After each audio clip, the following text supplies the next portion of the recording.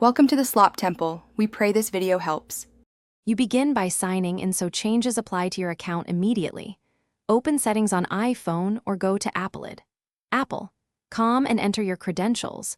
Make sure two-factor authentication is active because Apple requires it to protect your account. Once signed in, check trusted devices and phone numbers so verification codes reach you. Also verify that iCloud backup is complete for photos and contacts. That prevents data loss if settings refresh. This sets a secure foundation before you modify email, password. Now you change your core credentials and contact info. In Password and Security, choose Change Password. Pick a strong, unique passphrase and store it in your password manager.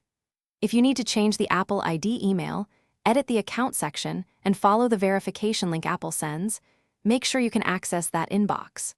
Once the email or password updates, update payment methods and subscription contacts so purchases and renewals continue uninterrupted. If devices ask, sign back in using the new credentials to resync everything.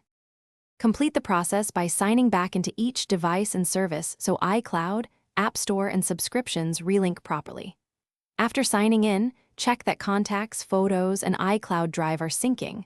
Open the App Store to confirm purchase history is intact and subscriptions show active.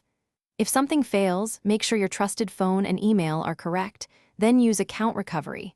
That can take time. If recovery stalls, contact Apple support and provide device serial numbers or proof of purchase to expedite access restoration. Thanks for watching. Consider subscribing if we helped you.